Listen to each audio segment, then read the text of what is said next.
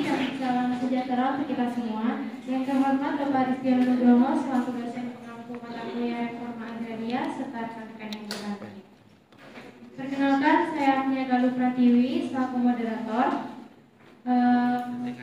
Diskusi yang akan dipaparkan atau dibahas dalam materi satu ini dengan judul Agraria Reform, Konsep dan Filosofi Reforma Agraria, dengan penyaji Mas Andika Adi Susila Jati, pembahas 1 Rizda Nisamingka, dan pembahas 2 Ilyas Kurnia Eka, dengan kameramen Muhammad Afrizai. Tanpa lama-lama, mari kita mulai sesi 1 dengan mendengarkan pemaparan materi dari Mas Andika. Kepada Mas Andika, dipersilakan.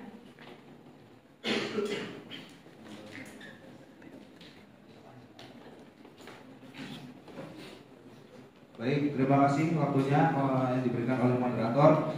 Baik, di sini saya akan membahas materi pertama, yaitu dari PPT yang berjudul Agraria Reform, Konsep dan Filosofi.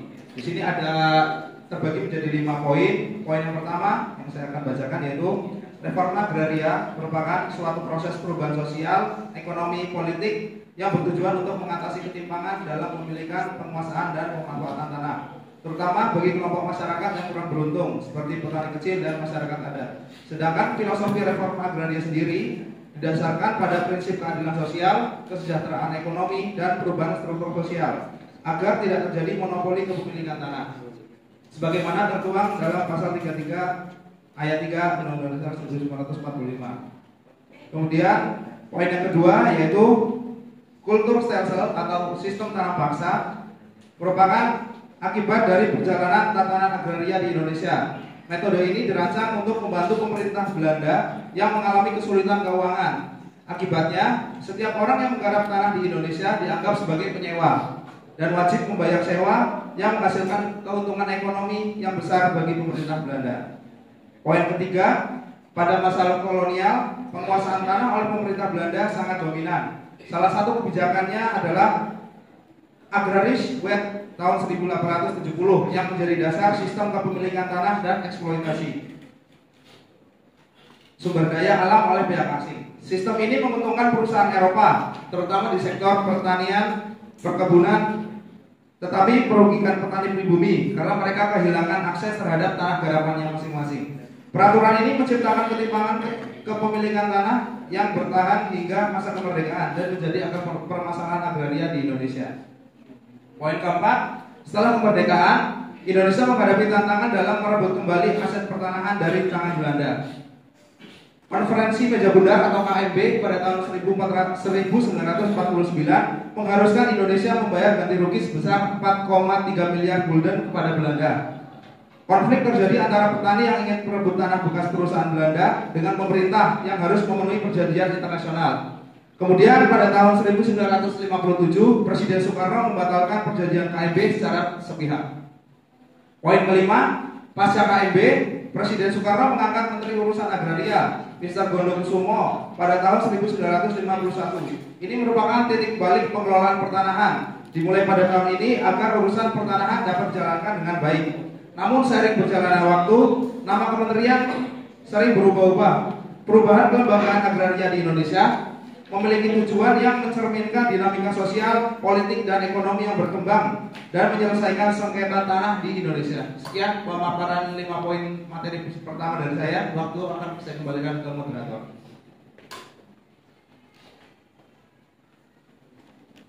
Terima kasih kepada Mas Andika yang telah memaparkan materinya.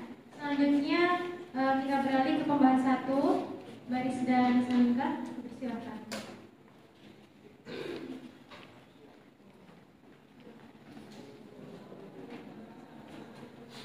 Baik, terima kasih atas kesempatan yang telah diberikan. Sebelumnya saya mengucapkan terima kasih Mas Andika atas penyampaian materinya yang sangat-sangat bagus. Dari 5 poin yang telah disampaikan, saya mungkin lebih menyoroti pada poin yang kedua, Mas. Sistem komersial atau tanah paksa yang diterapkan pemerintah Belanda pada dasarnya kan merampas hak rakyat Indonesia atas tanah mereka sendiri, memperlihatkan ketimpangan dalam penguasaan dan pengelolaan agraria di masa kolonial. Sistem ini juga menunjukkan bagaimana tanah yang seharusnya menjadi sumber kehidupan rakyat justru dijadikan alat eksploitasi untuk kepentingan ekonomi penjajah. Kondisi ini menggambarkan akar permasalahan agraria yang masih membekas hingga era modern sekarang. Jika reforma agraria bertujuan untuk mengembalikan hak atas tanah kepada rakyat, lalu mengapa perubahan struktural yang lebih mendalam tidak terjadi pasca kolonialisme? Mungkin seperti sistem tanah paksa ini menjadi salah satu faktor yang memperkuat monopoli tanah oleh pihak tertentu baik di masa kolonial maupun pasca kemerdekaan.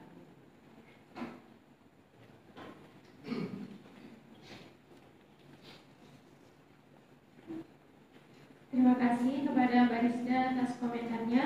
Selanjutnya kepada pembahas 2 yaitu Ilyas Kurnia Eka, dipersilakan.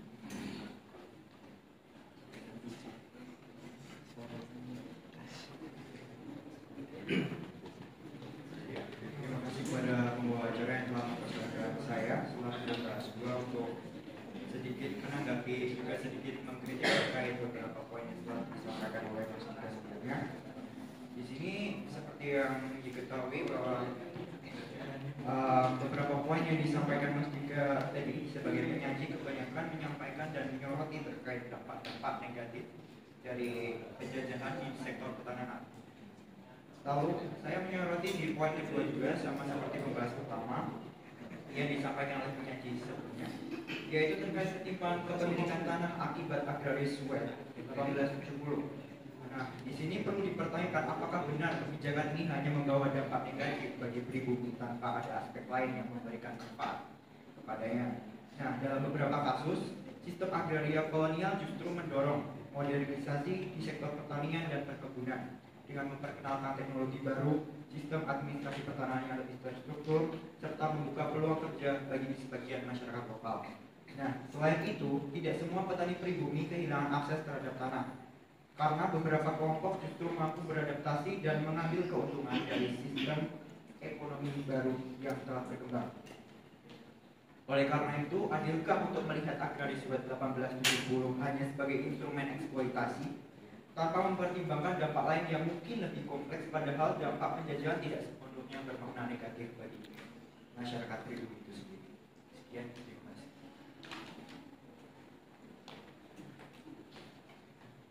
Terima kasih kepada Mas Ilyas atas tanggapan atau komentarnya. Sekarang kita beri kesempatan kepada penyaji untuk menjawab, merespons komentar dari kedua pembahas. Kepada Mas Andika.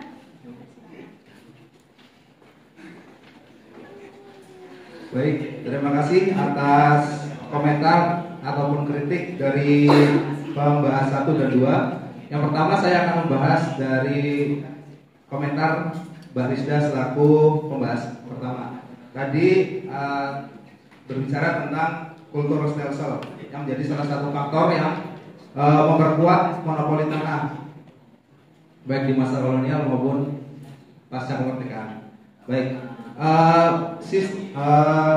kultur stelsel atau sistem tanah paksa pada masa kolonial berperan besar terhadap ketimpangan agraria.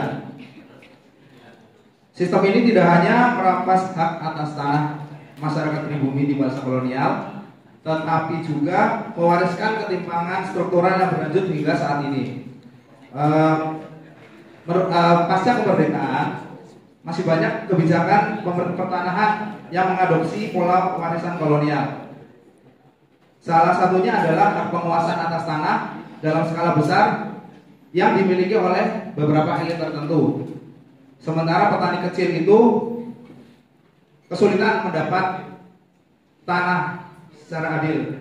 Oleh karena itu, dengan adanya reforma agraria yang dibentuk oleh Kementerian Agraria itu sendiri, untuk sekarang bertujuan yang pertama adalah untuk mewujudkan keadilan sosial. Di sini dengan cara mengurangi ketimpangan kepemilikan tanah. Yang kedua yaitu meningkatkan produktivitas pertanian dengan memberikan tanah kepada petani untuk mereka kelola, seperti itu. Kemudian yang ketiga, reforma agraria bertujuan untuk mencegah konflik. Di sini reforma agraria untuk mengurangi sengketa tanah akibat ketimpangan kepemilikan tanah oleh masyarakat. Kemudian saya akan membahas komentar dari pembahas 2 yaitu Ilyas tentang kegiatan agraris wet sebagai instrumen eksploitasi tanpa mempertimbangkan dampak lain yang lebih kompleks. Jadi kebijakan agraris wet tahun 1870 memiliki dampak terhadap masyarakat pribumi itu sendiri. Jika dilihat dari eksploitasi, sumber daya, dan kepentingan kepemilikan tanah. Ketimpangan ini jelas menguntungkan perusahaan Eropa dan mempersempit akses petani lokal terhadap tanah garapan mereka. Namun, jika dilihat dari perspektif lain, ada beberapa aspek yang dapat dilihat sebagai dampak tidak langsung yang membawa perubahan pada sistem agraria pada masa itu. Salah satu dampaknya yaitu masuknya teknologi pertanian yang baru yang diberikan oleh masa kolonial Belanda, oleh warga Belanda yang menjajah waktu itu. Kemudian yang kedua, sistem administrasi pertanahan yang lebih baik atau lebih teratur. Kemudian yang ketiga adalah meningkatnya keterlibatan pribumi dalam sistem ekonomi pasar. Kemudian ada kelompok elit pribumi yang mampu beradaptasi dengan sistem baru dan mendapatkan keuntungan dari struktur ekonomi yang berkembang. Walaupun ada sisi positifnya, namun dampak negatifnya itu waktu zaman dulu itu lebih banyak bagi petani kecil. Dalam memahami agraris wet 1870 perlu pendekatan yang seimbang, tidak hanya melihat sebagai alat eksploitasi kolonial, tetapi juga mempertimbangkan bagaimana masyarakat pribumi beradaptasi dan merespon perubahan yang terjadi. Mungkin komentar saya terhadap pembahasan 1 dan 2 cukup sekian. Kurang lebihnya mohon maaf. Terima kasih.